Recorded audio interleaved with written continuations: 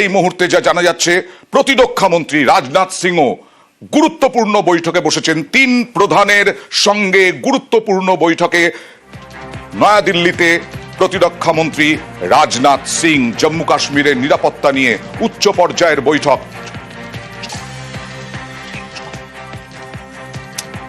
কথা বলবো প্রতিনিধি মৈত্রেয়ীর সঙ্গে। মৈত্রেয়ী, কি কি বিষয় ওখানে আলোচনা হচ্ছে? দেখো, এই মুহূর্তে বিদেশ প্রতিরক্ষা মন্ত্রী রাজনাথ সিং তিনি বৈঠকে বসেছেন তিন বাহিনীর প্রধানদের সঙ্গে, এবং মূলত কি পরিস্থিতি রয়েছে এবং বাহিনীর তরফ থেকে তাদের তরফ থেকে কি কি রিপোর্ট রয়েছে সেসব যেরকম দেখা হচ্ছে, তার সঙ্গে সঙ্গে কিন্তু পরবর্তী পদক্ষেপ কি হতে পারে, অর্থাৎ তার কাছে এবং সেক্ষেত্রে দাঁড়িয়ে বিভিন্ন যেটি ফোর্সেস রয়েছে তিনটি।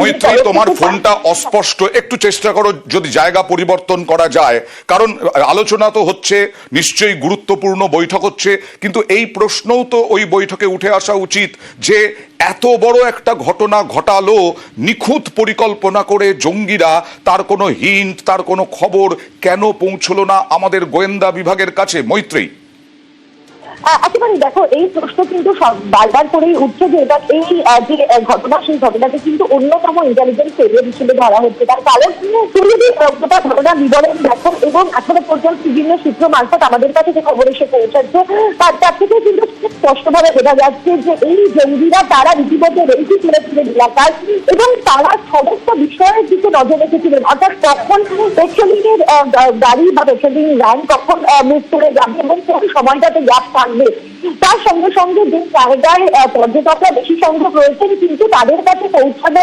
ডিফিকাল্ট হবে, অর্থাৎ যে ট্রেনিংটা রয়েছে সেই পথে দিয়ে পৌঁছানো একটু ডিফিকাল্ট হবে, সেইটার সঙ্গে সমস্ত কিছু একসঙ্গে দেখা, ফলে ইন্টেলিজেন্স ফেলিয়ারের বিষয়টা রয়েছে এবং সেই বিষয় নিয়ে কিন্তু দফায় দফায় বিভিন্ন প্রশ্নের মুখে পড়তে হচ্ছে। তবে তিন বাহিনীর সঙ্গে এই যে বৈঠক, সেটি কিন্তু মূলত দুটি খুব গুরুত্বপূর্ণ জায়গার কথা মাথায় রেখে করা হচ্ছে। এক, যে ক্যাবিনেট কমিটি অন সিকিউরিটির বৈঠক রয়েছে করা হচ্ছে, এক যে ক্যাবিনেট কমিটি অন সিকিউরিটির বৈঠক রয়েছে সন্ধ্যেবেলা, তার আগে তিন বাহিনীর প্রধান তারা কি মনে করছেন, কোন জায়গায় তাদের প্রিপেয়ারনেস রয়েছে এবং কোথায় কোথায় জঙ্গি ঘাঁটির খোঁজ রয়েছে, কি পরিস্থিতি রয়েছে এবং কি করা উচিত, সেক্ষেত্রে দাঁড়িয়ে তাদের থেকে একটা বিস্তারিত রিপোর্ট নেওয়ার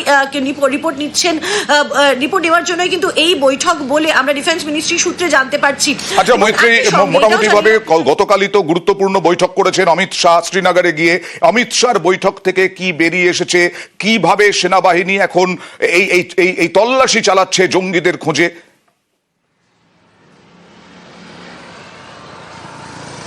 দেখো, পেহেলগাঁও ইতিমধ্যেই কিন্তু গোটা পেহেলগাঁওকে পুরোপুরি সিজ করে দেওয়া হয়েছে, অর্থাৎ পেহেলগাঁওয়ের একটা বড় অংশ জুড়ে কিন্তু এই মুহূর্তে কম্বিন অপারেশন চলছে, এবং আমরা যেটা জানতে পারছি যে এনআইএ এর তদন্ত দেওয়া হবে, যদিও এখনো পর্যন্ত অফিসিয়ালি এনআইএ কে এই হামলার ঘটনার তদন্তভার তুলে দেওয়া হয়নি, কিন্তু এনআইএ টিম তারা কিন্তু ঘটনাস্থলে পৌঁছে গিয়েছেন এবং তাদের সঙ্গে ফরেন্সিক টিম পৌঁছেছেন, তারা সমস্ত তথ্য সংগ্রহ করছেন এবং ফরেন্সিক টিম গোটা বিষয়টি দেখছে।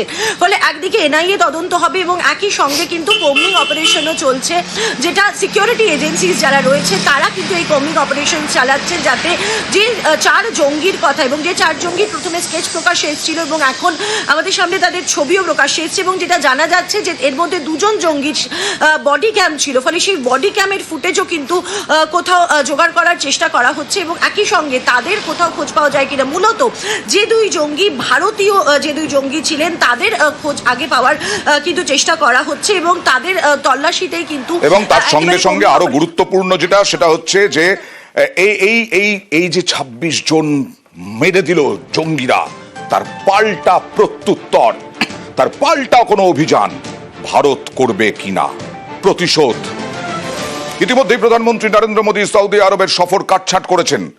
তিনি গতকালই আজকেই পৌঁছে গেছেন ভারতে এবং আজকে পৌঁছেই অজিত ডোভালকে ডেকে নিলেন দেখুন বিমানবন্দরে, এবং তারপরে আজকে সন্ধেবেলা তিনি বৈঠক করবেন।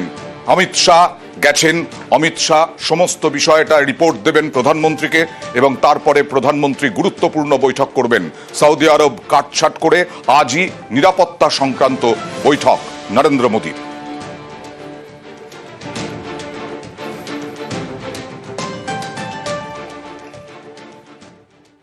গতকাল রাত পর্যন্ত জানা যায়নি যে এ রাজ্যেরও কেউ জঙ্গি হামলায় নিহত কিনা। তারপরে গভীর রাতে, অনেক রাতে জানা গেল তিনজন জঙ্গিদের হামলার শিকার। যেমন বিতান অধিকারী, পহেলগাঁওয়ে জঙ্গি হামলায় সমীর গুহ, তিনজনের মধ্যে জঙ্গি হামলায় নিহত তিনজনের মধ্যে বিতান অধিকারী কলকাতার বাসিন্দা, একেবারে বৈষ্ণব ঘাটার বাসিন্দা। অন্যদিকে বাংলায় নিহত তিনের মধ্যে মনীষ রঞ্জন মিশ্র পুরুলিয়ার ঝালদার বাসিন্দা, আর সমীর গুহ ইনিও কলকাতার বাসিন্দা। কেউ সন্তান হারালেন, কেউ স্বামী হারালেন।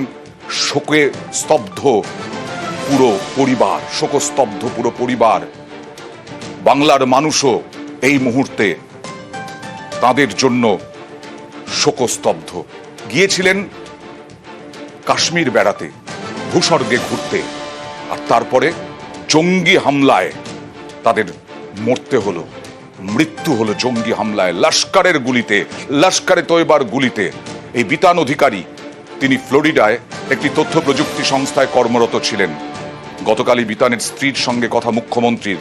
স্ত্রী সন্তান সহ গিয়েছিলেন বেড়াতে, ছেলে বউ সবাইকে নিয়ে একটু আনন্দ হবে, অন্যরকম ভূস্বর্গের অনুভূতি। সেই ভূস্বর্গের অনুভূতি নিতে গিয়ে বিতানকে মরতে হলো জঙ্গি হামলায়। স্ত্রী এবং ছেলে তাদেরকে ফিরিয়ে আনা হবে। নিহতের দেহও ফিরবে আর কিছুক্ষণ পরেই। অরূপ বিশ্বাস গতকাল গিয়েছিলেন বিতানের বাড়িতে। মা বাবার চোখে জল বাঁধ মানছে না। মুখ্যমন্ত্রী পুরোটাই তদারকি করছে, আমাদের হোম ডিপার্টমেন্ট তদারকি করছে, আমাদের দিল্লি আরসি অফিস। আমরা যত তাড়াতাড়ি চেষ্টা করছি ওনার স্ত্রী, বাচ্চা এবং বডিকে এই কলকাতায় নিয়ে আসা। এটা হ্যাঁ, শ্রীনগর নিয়ে আসা হয়েছে। তার বডিটা এখন শ্রীনগর জেনারেল হাসপাতালেও আছেন, আর তারা একটা ট্যুরিজমের জায়গায় তাদের রাখা হয়েছে। হ্যাঁ, কথা হয়েছে। আজকে কারা কারা গেছিলেন বেড়াতে?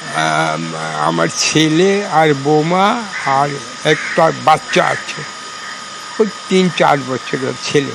এই বেড়ানোর জন্যই কি এসেছিলেন? হ্যাঁ হ্যাঁ হ্যাঁ হ্যাঁ, এইখানে না সময় নেই, তারপরে ওইখানেই এসে নামছে ফ্লোরিডা থেকে। ওখানে নেমেই তারপরে তাড়াতাড়ি তাদের করে মনে হয় ওদিকে চলে গেছে। রিয়াকে বলছে আমি আসতেছি, তুমি রেডি থাকো, তুমি এই থাকো, তুমি সেই থাকো, আমি এসেই তোমাকে নিয়ে ওখানে যাব। হঠাৎ করেই গেছে, জীবনে ভাবি নাই আমার এই ছেলের জীবনে যে এই জিনিসটা আসবে। আমার ছেলে আমাদের অন্ন জোগাড় করতো, অন্ন জোগাড় করা থেকে আরম্ভ করে সব, আমার মেডিসিন, খুব লড়াই করে চলছি, দুজনেই থাকি আমরা। অসহায় বোধ করছে আর কি। ও যে ওখানে রয়েছে, বারবার বলছে যে এটা কি হলো আমার, কি হলো আমার, এই বলছে, এই অবধি কথা হয়েছে। ওই আমেরিকার অফিস, সেখানে TCS এর কলকাতার অফিসের সব HR-রা আমার সাথে যোগাযোগ রাখছে।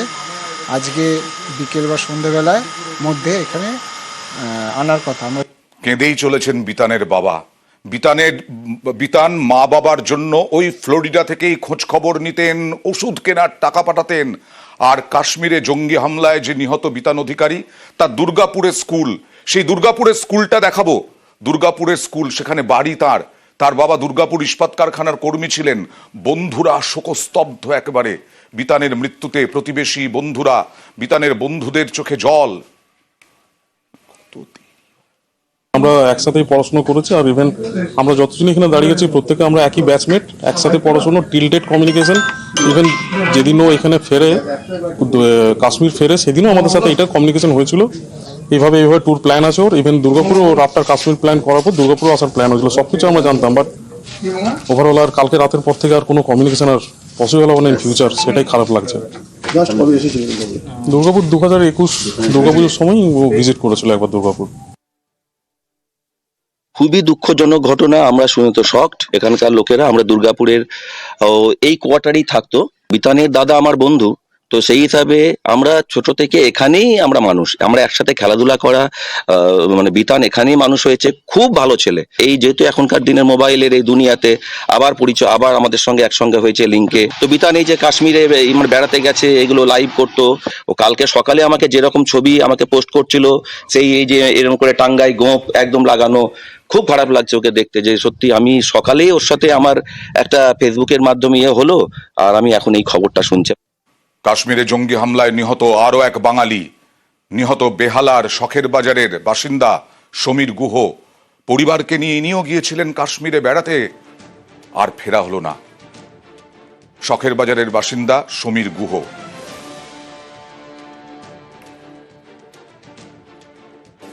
কথা বলতে কাল রাত্রে একবার কথা হয়েছিল, তখন রাত 3টে বাজে। আমরা তো সন্ধ্যাবেলা থেকে ট্রাই করছিলাম, অ্যাকচুয়ালি ফোনে পাচ্ছিলাম না। তো রাত 3টের সময় ওর ড্রাইভার আর কি ফোন করে খবরটা দেয়। তখন রাত্রেবেলা ও ড্রাইভারের বাড়িতেই ওদেরকে নিয়ে গেছিলো আর কি। তো এই জানি তখন ভিডিও কল একবার কথা হয়েছিল ওদের সাথে। ওরা গেছিল 16 তারিখে গেছিলো। আজকে অ্যাকচুয়ালি ফেরার কথা ছিল। আমার দিদি, আমার জামাইবাবু আর মেয়ে। তো ড্রাইভারের সাথেই কথা হয়েছিল, ওখান থেকে অ্যারেঞ্জমেন্ট করবে হয়তো আর্মি। হ্যাঁ, এখন ওনারা সেফ আছে, ওদের কোনো প্রবলেম নেই। নিহতের মধ্যে ঝালদার বাসিন্দাও আছেন।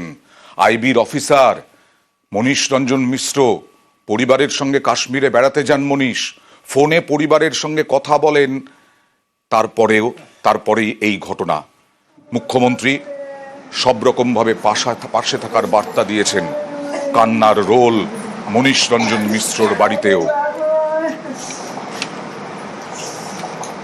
बीच में किसने मारा, कौन मार दिया मेरे लाल को, मेरे जिगर के टुकड़ा को हमसे छीन लिया, मेरे लाल को हमसे छीन लिया। इतना अच्छा लड़का, बहुत बुद्धिमान, बाप रे, बहुत पढ़ा लिखा, इतना अच्छा लड़का, किसने मार दिया उसको।